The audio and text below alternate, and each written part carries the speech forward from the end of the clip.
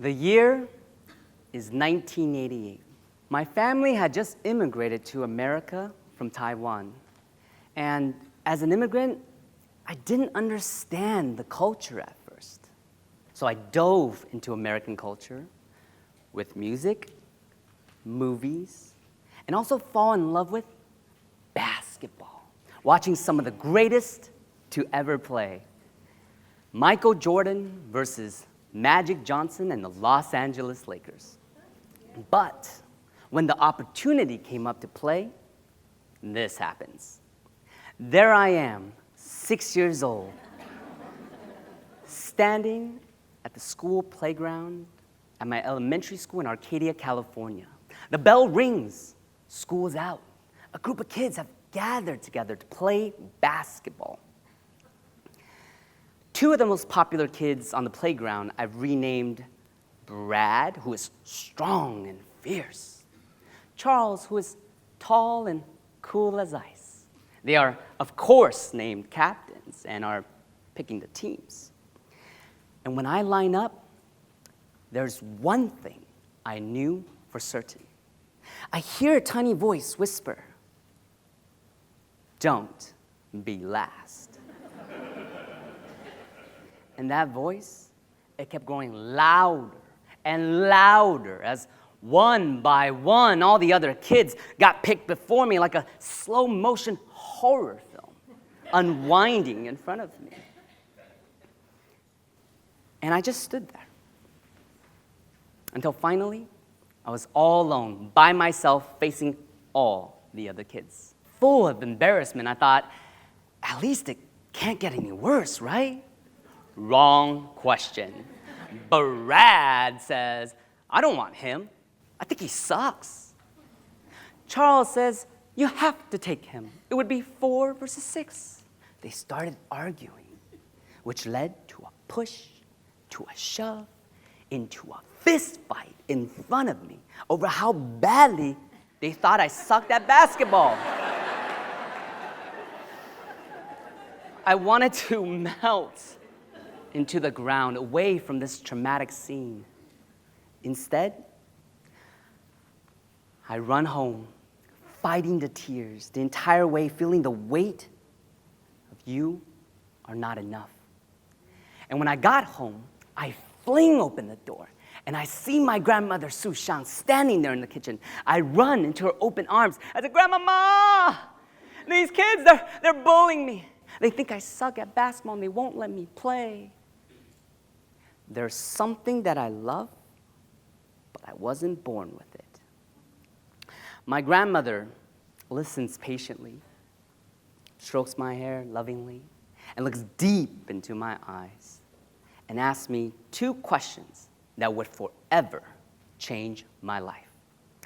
She asked me, "What do you want?" And then, 你想怎么办? 你想怎么办?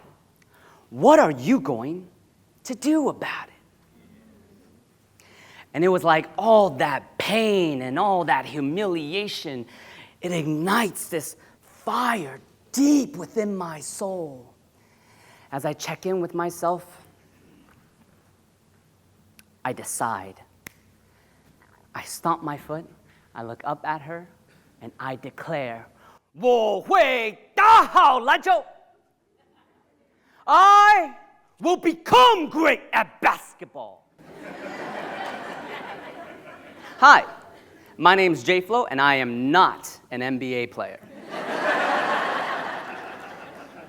This lesson from my grandmother, once I got clear on what I wanted, I would practice whenever I could. Air dribbling my way to classes, practice hitting the game-winning shot like a young Kobe Bryant, practice sometimes, even when it's raining. And after 10 years of training, I finally made it to my high school basketball team and was even named team captain.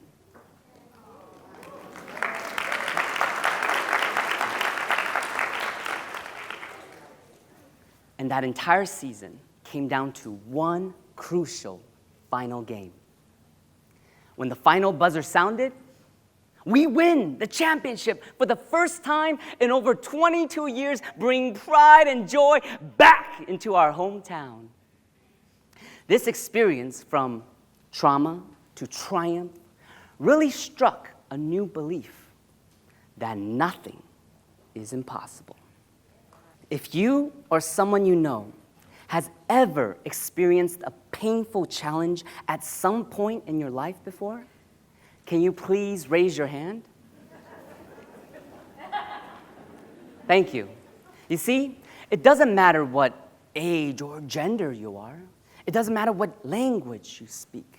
It doesn't matter if you're picked first or last. We are all the same. As human beings, we have all experienced some kind of emotional challenge at some point in our life. You've probably heard of the term PTSD, post-traumatic stress disorder, a mental disorder that some people develop after a traumatic event. However, I wonder if you have heard of a term called PTG, post-traumatic growth. Professor of psychology, Richard Tedeschi, shares his research how when people experience trauma, some people go from trauma to triumph. They actually bounce forward for greater positive changes as a result of the struggle. With my grandmother's wisdom as a guiding light, I spent years and years of research, traveling the world, learning personal development in search of how to better upgrade the human condition. And this Chinese character represents heart. And when I discover there are two hearts in the phrase of what are you going to do about it, I discovered the power of your double heart. The first heart is to ask yourself, what do you want? Check in with yourself for clarity to define what do you actually want. This goes so much deeper than social media and what it portrays as what does success look like on the surface. Check in and get clarity and perspective on what do you actually want. I mean, you know what I'm talking about. The private planes, the yachts, the islands. Nice things are nice things. But what do you actually want that has deeper meaning for you? Your family? Your legacy? The second heart is to ask yourself, what are you going to do about it? 你想怎么办? At times, we can get caught up in analysis paralysis, where fear can emerge and prevent some of us from taking action. The second heart is really deciding on and taking daily, consistent actions forward. Because step by step is how we eventually get there. I'd like to now introduce to you the double heart method, a potential key to unlock access to PTG, growth after challenges. And it's super simple to remember. 2 hearts, 2 questions. While holding both hands on your heart, take a deep breath in. Just ask yourself, what do you want? What are you going to do about it? And the answer to both of your questions is your double heart. Your double heart is the action you take toward what you want. Remember, you can always double tap to acknowledge your double heart. And remember to double heart with patience, focus, repetition with iteration over a number of years is a winning formula for success. When my family and I first moved to America, we came with not much. but our hopes and dreams. And I remember my mom struggling and worrying, working 2 jobs at the local mall. Sometimes I would secretly wait up for her to make sure she got home okay. And I could feel the weight of stress hanging over my father's shoulders. Then one time, I hear them arguing behind a closed door over money. I run in my room. I sunk down to the floor, crying, why? I didn't get it. Why should this thing called money create conflict and attempt to undermine love? I share with my grandmother. She again asked me, what do you want? What are you going to do about it? And so I check in with myself, and I decide, you know this thing called money? I'm going to learn it, and I'm going to make lots of it to help my parents and solve problems. So I started young. I started reading biographies of how other people made it. And when I came across a man named Andrew Carnegie, I'm fascinated by his rags to riches story. He talked about spending half of his life accumulating wealth and the other half contributing it, making the world a better place. And he shared how you can accumulate wealth through real estate. And though I got started in college in my mom's garage with a few $100s, the inspiration stuck throughout the years. Fast forward to my first investment into auctions at Norwalk, California.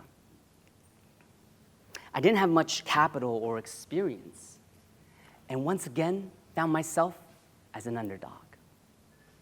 I identify a property that I want, and I set a budget. And when bidding starts, it goes back and forth until finally we win a property under budget in Temple City, California. I'm so excited that I jump into my car and drive directly to the property. The sun is shining. I've got the windows down. I feel the cool breeze in my hair. And as I'm showing up, getting closer to the property, I hear sirens. I smell smoke. I see fire trucks and a bomb squad in front of the property. Imagine showing up to your new home for the very first time, and the worst possible thing that can happen happens. My house is on fire!